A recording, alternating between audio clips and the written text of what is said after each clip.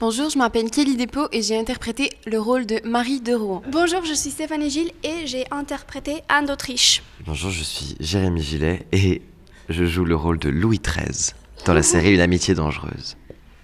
Dirigée par Alain Tasman.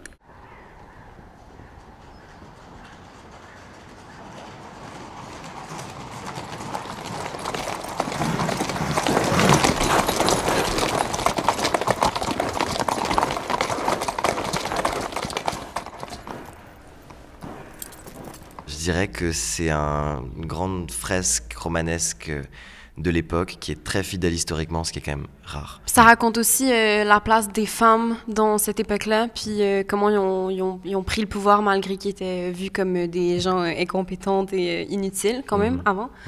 Donc ouais, ça aussi c'est intéressant, j'ai adoré cette vision. On a beaucoup travaillé en amont, on est parti quelques jours en Bourgogne avant de tourner pour faire un stage d'équitation ensemble avec Arthur Dupont aussi qui joue le duc de Luynes. C'était trop bien. Ouais. Et ça nous a permis même de devenir proches entre nous et de commencer à créer des relations dès ce moment-là. Mais moi je dirais que le plus gros challenge pour moi c'était le bégaiement évidemment, parce que c'était dur de pas faire quelque chose qui sonnait forcé, d'essayer de correspondre à une réalité. Pour moi, c'était la langue, tout simplement, parce qu'avant de commencer à tourner, je parlais pas. Je parlais un peu de français, bien sûr, mais c'était pas bon. Et après, l'accent aussi, parce qu'Alain m'a dit que j'avais un accent anglais au début, donc c'était horrible, car c'est Anne d'Autriche et l'espagnol, pas d'anglaise. Donc j'ai dû apprendre à être compréhensible pour tout le monde. Et après, bien sûr, c'était ce qu'elle y a dit, le costume, le corset avec 40 degrés. C'était difficile, mais c'était amusant aussi. On avait quand même une pression d'interpréter une Française dans l'histoire, mais au final, ça s'est bien passé. Ça faisait partie de la préparation pour le personnage. Mais il y avait l'accent, puis faire sonner les mots du 17e quand même naturellement.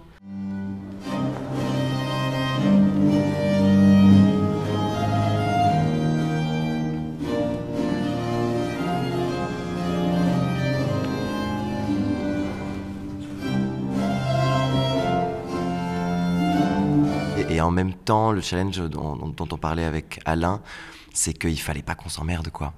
C'est beaucoup qu'est-ce qu'il veut, ce qui est très utile parce que c'est clair, puis on sait où on s'en va, puis on sait quand il y a ce qu'il veut et on sait quand il n'y a pas ce qu'il veut. Il est très exigeant, mais je trouve que c'est vraiment précieux. Quand il te parle et quand il te dirige, il parle à l'acteur. Il n'en a rien à faire de qui est en face de lui, il parle au personnage et à l'acteur et à ce que tu es supposé faire et à où il veut t'emmener pour y arriver. Il n'a pas peur de dire les choses quand il trouve pas ça bien parce qu'il sait que tu peux aller ailleurs. C'est justement parce qu'il te trouve bon en tant qu'acteur ou en tant qu'actrice qu'il sait que là, ce que tu es en train de faire, c'est pas ce que tu vaux. Il est très direct et j'aimais bien travailler avec lui parce qu'au début, il m'a aidé beaucoup avec mon personnage. Il connaît toute l'histoire au détail. Il travaille vraiment aussi en fonction de l'acteur. Il voulait qu'on tourne aussi dans des lieux naturels pour qu'on soit vraiment dans le truc. Parce que autant il parle à l'acteur quand il dirige, mais autant qu'il fait tout ce qu'il peut pour que l'acteur soit en fonction de jouer le plus réel possible. Donc, il met un cadre autour qui fait qu'on peut vraiment se mettre dedans. En respect, en fait, pour le métier qu'on fait. Et ça se sent. Et du coup, ça nous donne envie, même si parfois il est direct et que certains pourraient considérer abrupt, ça donne envie de se défoncer pour lui. Parce qu'il a 97% du temps raison.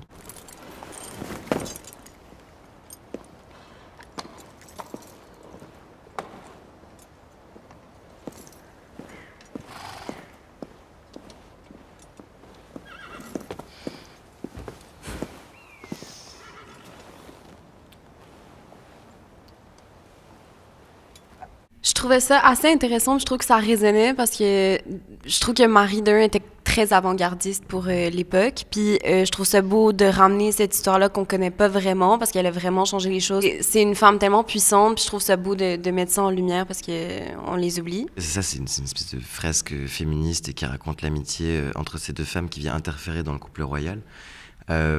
Après, pour Louis XIII, c'est vrai que j'avais pas forcément à penser à ça parce que ça ne me concerne pas. Et ça, c'est c'est l'histoire et le point de vue vu du dessus. Mais moi, comme je dois être dedans, je dois pas voir ce qui se fait du dessus. Mais non, ça m'a beaucoup touché le fait que effectivement on nous prenne nous à nos âges pour amener déjà cette fraîcheur là.